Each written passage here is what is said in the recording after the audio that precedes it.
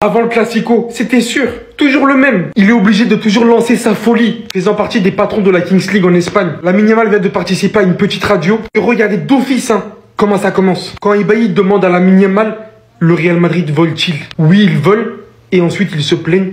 C'est ce qu'ils font. Là, vous me dites, il va s'arrêter là. C'est quand même une dinguerie de dire ça. Genre, tu peux t'attirer plein de haters. Tu sais que personnellement, Mbappé, même s'il pense ça du Barça, par exemple, il le dira absolument pas. Bailly continue. C'est difficile de marquer au Bernabéu, non? Lamine Yamal, la dernière fois qu'on y allait, on en a mis 4. Tu dois marquer au Bernabéu. Je l'ai déjà fait, tu te rappelles pas. En fait, toi, t'as vu? Toi, ce qu'il faut te faire à toi. Moi, je suis là. J'ai de la peine pour toi. Parce que des fois, en fait, tu joues tellement bien, mais tu perds. Je dis, les gars, il a fait de son mieux. Mais en fait, toi, ce qu'il faut te faire, faut te mettre un bon 4-0 et te laisser en pleurs sur le terrain, en vrai. J'espère juste une chose. Que ta petite interview, là, parvienne bien aux oreilles des joueurs madrilènes, là. J'arrive plus. J'arrive plus à supporter. Lamine, après ce que tu viens de faire publiquement, j'espère pour toi que dimanche, tu vas sortir une performance digne de Lionel Messi 2017. J'espère que tu vas arriver au Bernabéu comme ça. Parce que ce que tu viens de faire publiquement, personne ne l'aurait fait. L'insolence de Lamine Yamal du début à la fin de l'émission. Mais qui est-il? Los Porquinos, c'est comme le Real Madrid. Ils volent et se plaignent tout le temps. Le Real Madrid vole, Lamine Yamal, bah voyons. Et si seulement il s'était arrêté à là. Là, c'est une dinguerie. Ibai, il lui pose cette question. Est-ce que c'est difficile de marquer au Bernabéu? Lamine Yamal répond. La dernière fois qu'on y est allé, on en a mis 4. Tu dois marquer au Bernabéu, lui dit-il. Il lui dit, je l'ai déjà fait. Tu te rappelles pas? J'ai l'impression de voir là Samuel Eto'o, mais plus jeune. Je suis inquiet pour lui. Est-ce que vous vous rappelez quand Lionel Messi se faisait tacler dans tous les sens? Par Ramos, par Pepe, par tous les joueurs du Real Madrid. Eh ben Lamine, dimanche, les gars, il va se prendre une série de tacles. Est-ce qu'ils vont pas faire sortir Rudiger pour qu'il vienne jouer? Raúl Asensio qui va se transformer en Sergio Ramos? Non! Asseyez-vous devant votre télé. Le petit vient de faire quelque chose de grave. Mais Lamine, là, tu nous mets dans des sales histoires quand même. T'as intérêt à être performant. Sinon, c'est moi-même. Attention. Attendez. Lamine Yamal vient de lancer les hostilités pour le Classico en disant très clairement que les Madrilènes, c'est des voleurs. Alors, on lui a demandé, pour toi, le Sportino, équipe d'Ibai. Ibai est un streamer espagnol qui a une équipe à la Kings League. C'est comme le Real Madrid. Et il a répondu, oui, ils volent et se plaignent toujours. Et par la suite, Ibai, il lui a dit, le Real vole.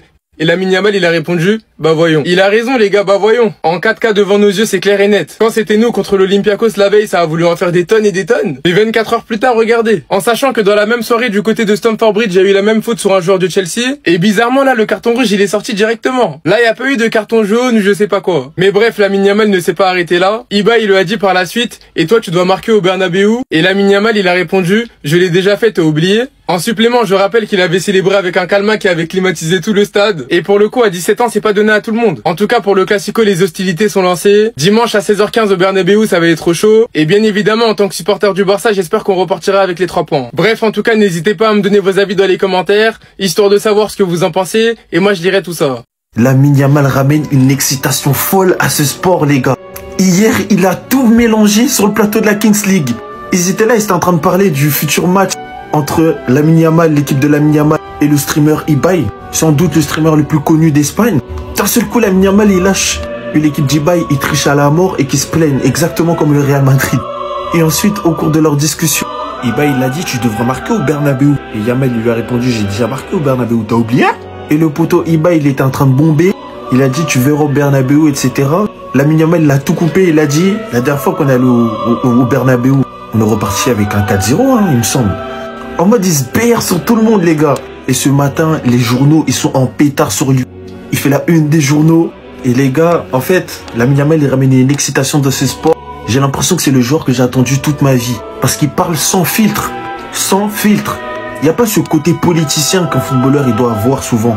Il dit juste ce qui lui passe par la tête. Et maintenant, ce sera à lui d'assumer sur le terrain. En tout cas, une chose est sûre. Si Lamine Yamal marque au Bernabéu et fait cette célébration, les gars, je vous conseille, les Madrilènes, de juste éteindre la télé. C'était ce Jorginho du Brasil. Et les Madrilènes, n'oubliez pas que 2 jours avant Courtois, il était en train de nous tailler. Il a dit qu'on était des tricheurs avec Negreira. On s'attrape. Bao!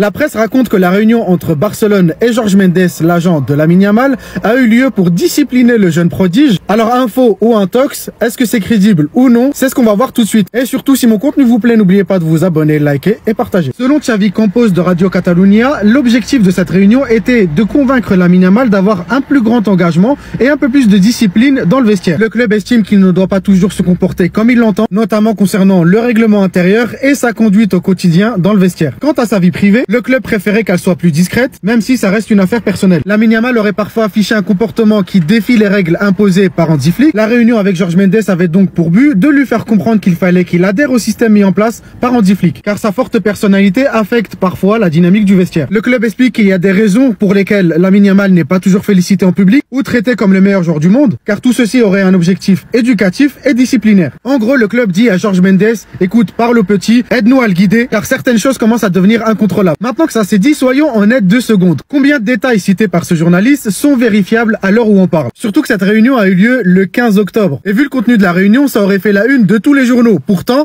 ça sort que le 23 octobre, à 4 jours du Classico. On parle de comportement défiant les règles de Hansi Flick, rien de mieux pour déstabiliser le joueur avant le match. Et en plus de ça, il a cité point par point tout ce que la presse reproche à Lamine Yamal, comme par hasard. En plus, je le cite pas, mais ça parle même d'un certain retard qu'il aurait et qu'Hansi Flick serait obligé de le faire jouer. Après, qu'on soit clair, le fait qu'Hansi Flick soit obligé de faire jouer Lamine Yamal, pour moi, c'est pas totalement impossible. On connaît l'importance de Lamine Yamal dans la tactique d'Hansi Flick et son importance au niveau marketing. Donc ça m'étonnerait pas que le club mette la pression à Hansi Flick pour le faire jouer quand même s'il est en retard. Là où moi ça me dérange, c'est qu'un Lamine Yamal en retard et qui ne doit pas jouer le match, genre ça va apparaître dans aucun journal. Toute sa vie est passée au peigne fin et genre ils vont pas voir qu'il arrive en retard au stade. Vraiment pour moi ça a l'air d'être une histoire inventée. Quoi de mieux que d'envoyer ce genre d'infos juste avant le Classico pour faire le buzz. Et de toute façon, si le Barça a une réunion avec Jorge Mendes, c'est pas forcément pour parler de Lamine Yamal. Il a un tas d'autres joueurs au Barça. En tout cas, info ou intox, dites-moi ce que vous en pensez vous en commentaire. Quant à moi, je vous dis à bientôt et visca Barça. Robert devrait être de retour face à Elche. Franchement les gars, avec tous nos attaquants, ça va être grave lourd. Car Flick aura de quoi faire pour répartir les minutes et éviter la surcharge. Attendez, bougez pas, je vous explique. Lewandowski travaille pour être de retour pour le match contre Elche le 2 novembre. Sachant les gars qu'on est bientôt de retour au Camp Nou. Normalement, on croise les doigts, mais peut-être contre Bilbao. Alors le Camp Nou est prêt, mais le Barça ne veut pas revenir au Camp Nou avant les 40 000 places. Ils veulent pas jouer avec les 25 000, ils préfèrent rester au Montjuic. Parce qu'ils voient pas l'intérêt, en vrai c'est logique.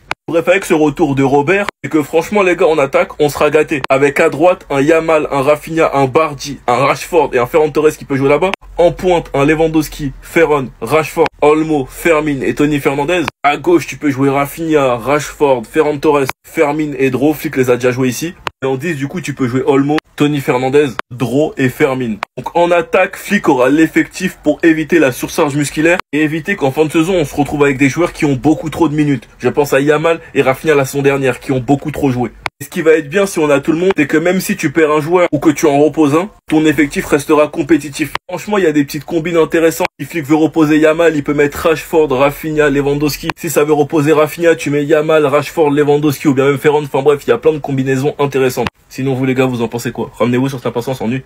Marcus Rashford veut rester au FC Barcelone. N'oubliez pas qu'actuellement il est prêté par Manchester United. Donc lui souhaite vraiment continuer sa carrière du côté du Barça. N'oubliez pas que le Barça a une option d'achat bien sûr dans le contrat bien sûr de Rashford, estimé à 30 millions d'euros. Toute autre chose les gars, on va parler de Lionel Messi. Donc hier c'est officiel, Messi a prolongé son contrat jusqu'en décembre 2028 du côté de l'Inter Miami. Son contrat actuel se terminait là en décembre 2025. Il a dit, donc il explique en gros sa prolongation de contrat à Miami. Je suis heureux depuis que je suis arrivé ici à Miami.